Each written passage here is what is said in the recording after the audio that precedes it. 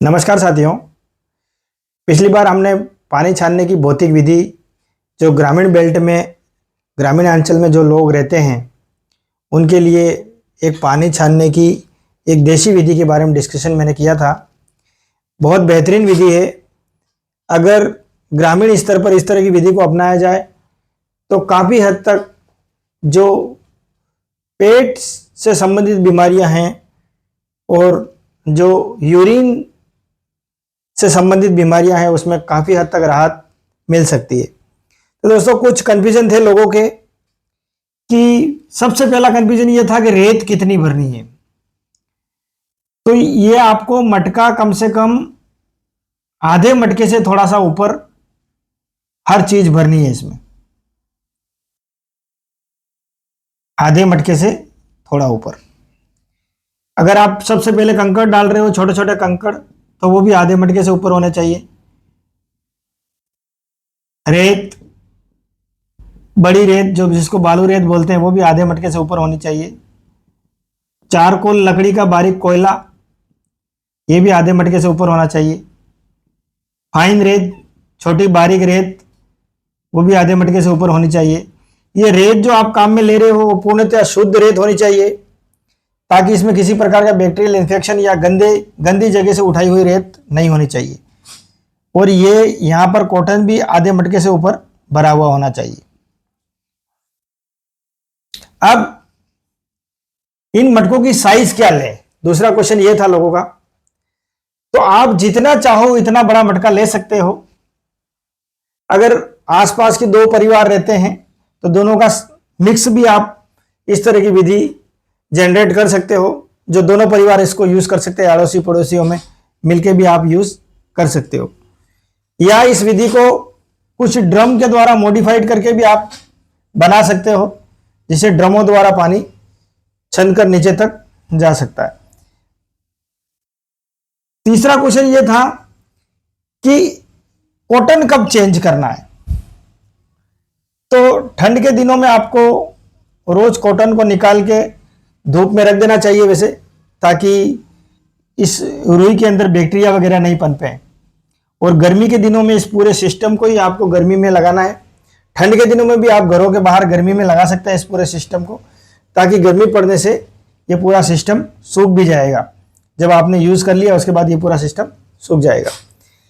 वैसे गर्मी के दिनों में इस कॉटन को 1-2 दिनों के अंदर निकाल कर चेंज कर सकते हैं आप। इस कॉटन को वैसे सुखाकर वापस इसके अंदर जो डस्ट पार्टिकल है वो पूरे निकल जाएंगे।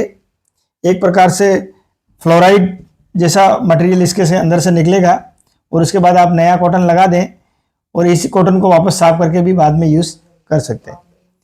और अब ये पूरा स्टैंड, एक अगला क्वेश्चन ये था कि पूरा स्टैंड स्थिर कैसे रहेगा। तो आप अपने विवेक से थोड़ा सा इसको मॉडिफाइड ये भी कर सकते हैं इस तरह से, और यहां पर आप स्टैंड टाइप बना सकते हैं। अब इस मटके के अंदर नीचे से छेद करके यहाँ नली के द्वारा भी कोई ऐसा पात्र रख सकते हैं आप, जिसमें ये पानी इकट्ठा होता रहे, और इस पात्र पे नल लगा दें ताकि आप उससे अपना घर का मटका भर सकते हैं। अगली बात यह थी कि रेत कब चेंज करनी है। रेत भी जब आप लगातार पानी छानेंगे, ऐसा एरिया जहां पर फ्लोराइड ज्यादा है पानी में, पानी का टीडीएस ज्यादा है। टीडीएस का मतलब होता है टोटल डिजोल्व सॉलिड। ये जैसलमेर बाड़मेर का बहुत ज्यादा होता है। ये 750 से लगाकर 3000 के आसपास होता है, mg/dl होता है जैसलमेर बाड़मेर का टीडीएस।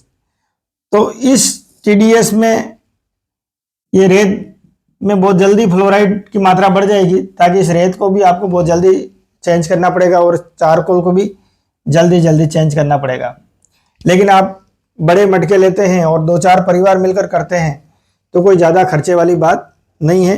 लेकिन ये पानी छानने की भौतिक विधि इतनी बढ़िया है कि आप बिना किसी विद्युत खर्च के या बिना किसी ज़्यादा अमाउंट के इस विधि को घर पर बना सकते हैं और अपने परिवार को पानी के द्वारा होने वाली बीमारियों से सुरक्षित कर सकते हैं। अगला ये क्वेश्चन ये था कि कोयला बैक्टीरिया को मारता है क्या। नहीं, कोयला बैक्टीरिया को कोयले का जो पाउडर है, चारकोल, वो बैक्टीरिया को मारता नहीं है। बैक्टीरिया, वायरस और फंगस को फिल्टर करता है, यानी इनको सेपरेट कर देता है, ताकि यहाँ जो अगले मटके में जो पानी जा रहा है वो बैक्टीरिया, वायरस और फंगस लगभग नगण्य मात्रा में होंगे इसमें, और अंतिम बर्तन में जाते जाते और ज्यादा बैक्टीरिया, फंगस, वायरस कम हो जाएंगे। एक पानी का यह भौतिक विधि है, पानी का भारीपन कम करती है। भारीपन का मतलब पीपीएम, पीपीएम बैलेंस करती है। हमारे क्षेत्र में अगर इस विधि को यूज किया जाए तो 150 से 300 तक पीपीएम आ सकता है पानी का, जो आदर्श पीपीएम बताया गया है। डब्ल्यूएचओ भी 150 से 300 को ही प्रिपेयर करता है। और जैसलमेर, बाड़मेर में अगर इस विधि को उपयोग किया जाएगा तो थोड़ा सा पानी का पीपीएम ज़्यादा रहेगा।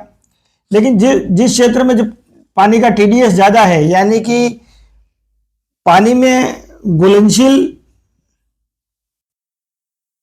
घुलनशील साल्ट वगैरह जो चीज़ें हैं, कैल्शियम है, मैग्नीशियम है, इस तरह की चीज़ें ज़्यादा हैं, यानी कि उस क्षेत्र का टीडीएस ज़्यादा है, तो उसमें थोड़ा सा जो पानी लास्ट में फिल्टर होगा उसका पीपीएम थोड़ा सा ज़्यादा मिलेगा। लेकिन हमारे क्षेत्र का जो पानी है उसमें पीपीएम लगभग बैलेंस हो जाएगा इस विधि से। तो यह विधि जो हमारे ग्रामीण बेल्ट में जो पहाड़ी क्षेत्र में रहने वाले जो आदिवासी बेल्ट हैं उनके लिए काफ़ी हद तक अच्छी विधि है। आप इसे यूज़ करें और आपके आसपास के लोगों को भी यूज़ कराएं, ताकि इस क्षेत्र में पानी से होने वाली कुछ बीमारियां, जैसे बैक्टीरिया, फंगस, वायरस से होने वाली जो बीमारियां, उस पर भी काफ़ी हद तक कंट्रोल हो जाएगा। और जो लोग किडनी के पेशेंट हैं या जिनको यूरिनरी ट्रैक्ट इन्फेक्शन है, ऐसे लोगों के भी बचाव के लिए ये विधि अच्छी है। जय हिंद, जय भारत।